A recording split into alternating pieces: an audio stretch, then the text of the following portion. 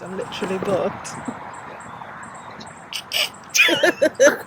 Oh, it's so pretty. Look how the light is catching her.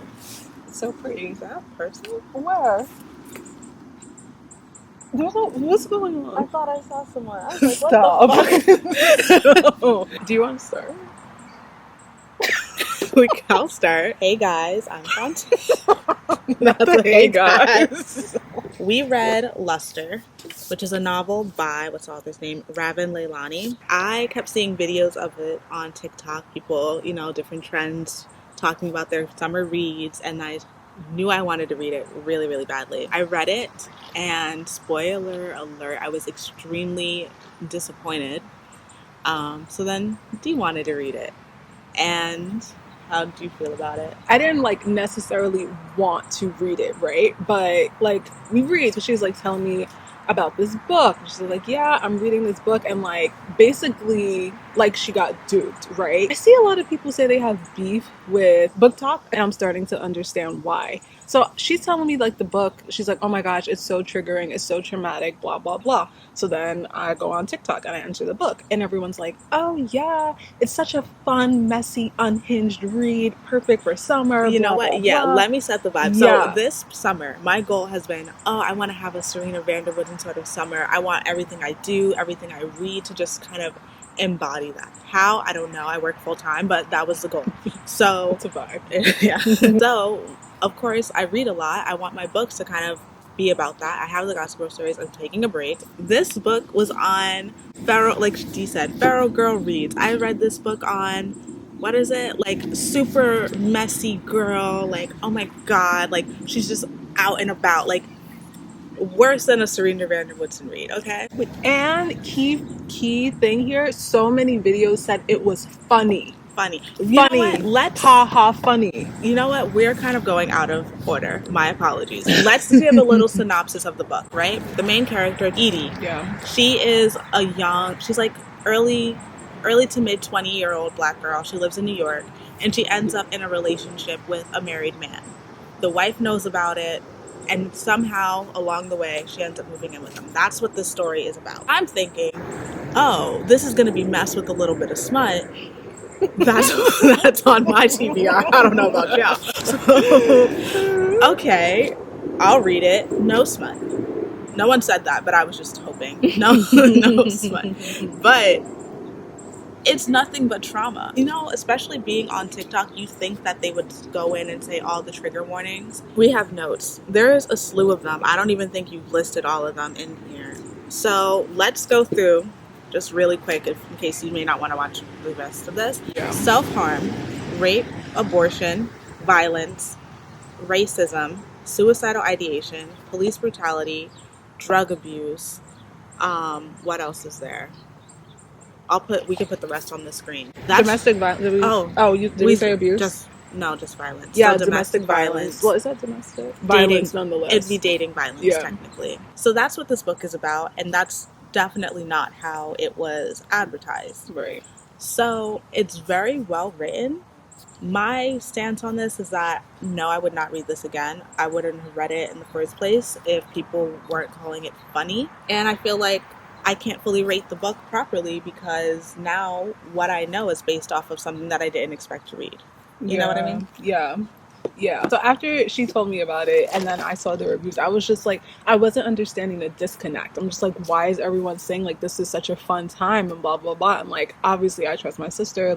So I was I've got to read this, right? So it was more like that. It wasn't I was itching to read it. And then the author is also Black, and I'm always going to prioritize works by Black authors. So, and I know it took place in New York, and I love things that take place in New York. So even having the warning from my sister, yo, this is heavy, this is traumatic, whatever, I still wasn't prepared. And I feel you get two bodies of work. You get work from authors that are from New York, and then where the setting is just New York. Raven, she's from New York. You can tell in her description, the way she writes things. I grew up in Brooklyn. Well, we grew up in Brooklyn. We were really young. she talks about like specific things. Like she talks about going to like the Woolworth store. Like I used to go there back in the day with my family. Like she's a New Yorker, and I love and appreciate the detail that went into the book. Also, like I think this is her debut novel as well.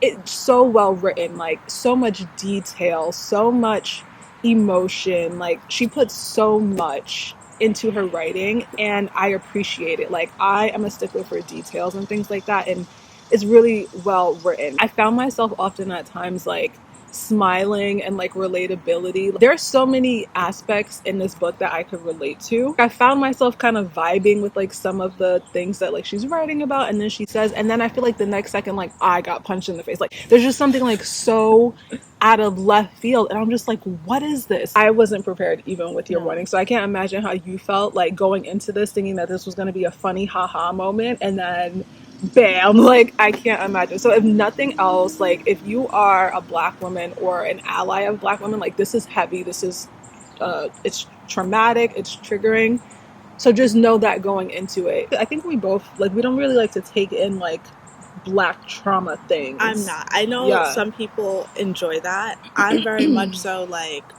our lives are trauma and we can't escape it even when we do try, just because of how society is. And I'm going to read for escapism. I'm not escaping trauma to take in more trauma, especially trauma that's fictional and therefore avoidable. Yeah.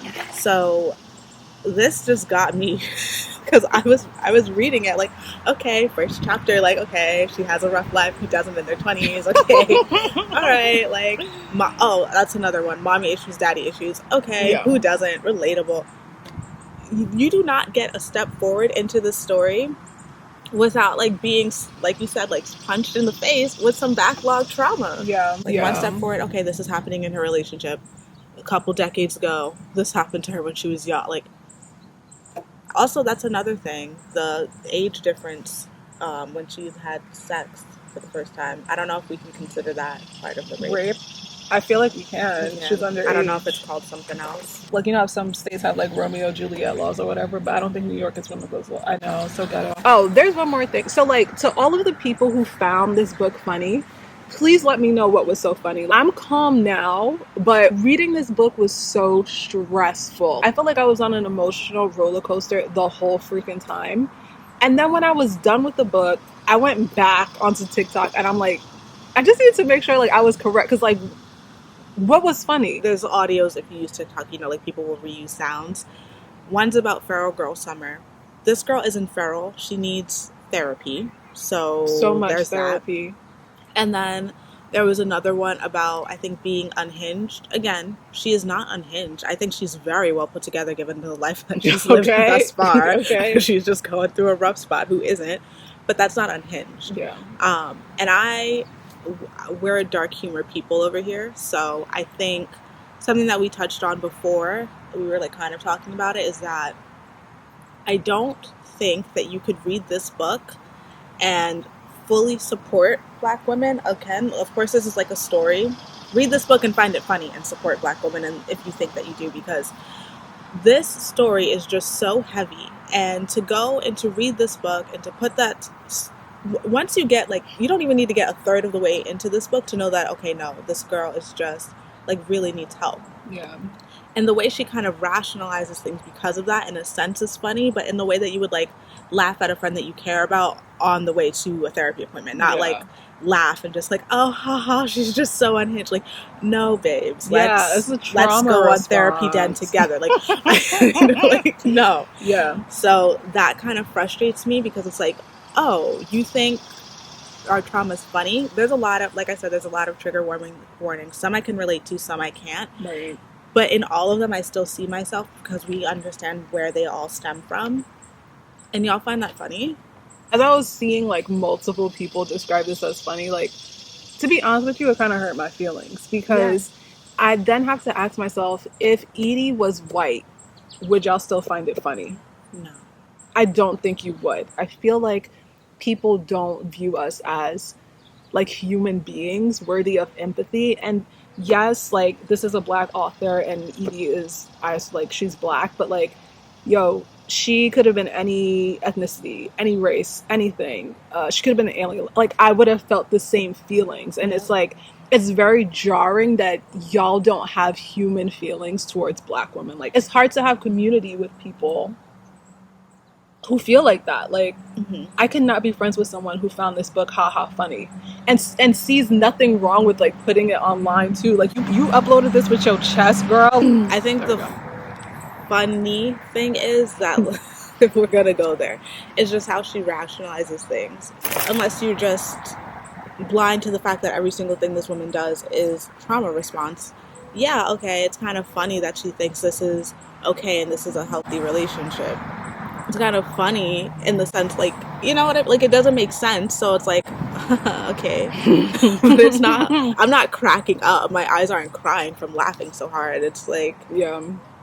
okay. Yeah. I guess the overall takeaway is, if you're sensitive to traumatic things, just know that before going into the book. Like, I agree with you. Like, I had a hard time reading it as well.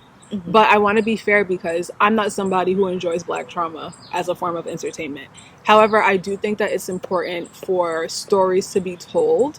But every story is not for you. You know, we all have our preferences and things like that. But if you're going to read this, just know, like, all those trigger warnings do apply, just so that you are prepared, because, like, I was prepared and I was still, like, shocked. Like, I was still blown away. Like, I had to take breaks. I actually finished this book in a day because I did not want to take this trauma into the next day. And when I tell you I was pissed, like, I was so pissed. Like, I ranted. I must have ranted for like 2 hours. Like, I'm calm now, but like, if you would have, I think, did I call you? Yeah. After, like, dude, I was livid. I had a migraine. Like, I was hot. My face was hot to the touch. Like, it was all of that. But it is a fast read, which, like I said, I finished it like in a day. They're actually making this into an HBO show, I saw. We'll put the screenshot on the screen. Yeah, but yeah, for a debut novel, this was really good. I would like to look forward to more work from Miss Leilani. Pero if it's not, you know, if it's not dripped in trauma, I feel like her potential is so good based on this. Yeah. And I would really enjoy reading something from her that was like happy and like made me smile, and like, I think I would love that. I don't know if Miss Leilani will ever give us something happy. I hope she does. But I would read other things from her, even if it's a little, like, I could do a little heavy, but I'm definitely not going to be taking any further recommendations regarding serious novels such as this from TikTok. I just won't. Normally TikTok has been holding me down, but like, no. Yeah. I was watching this video yesterday and this girl was like, oh, I have beef with booktok. And I was like, why she got beef with book? I was like, if it's shit like this, then bitch, I got beef too. Like, because I can see, like, if this keeps happening, like, no, then I have beef too. Because, like, what gives? And I just want to note, I got this book used off eBay, and I still want to get my fucking money back because I've been sold. I was sold flighty girl vibes, and I was depressed the whole week reading this. Oh dear. Like, seriously depressed. I had to take breaks. All right. Yeah, and you will need a palate cleanser. Obviously not if you're somebody who found Luster funny, but if you are someone who is sensitive to traumatic Black women you're things. An empath, and you empathize things. So like, you might just wanna cleanse the palate before you do something else. No, but you're gonna need something because it was heavy. Yeah. So highly recommend. Like, I read it. So yeah, that's it for this one. Bye.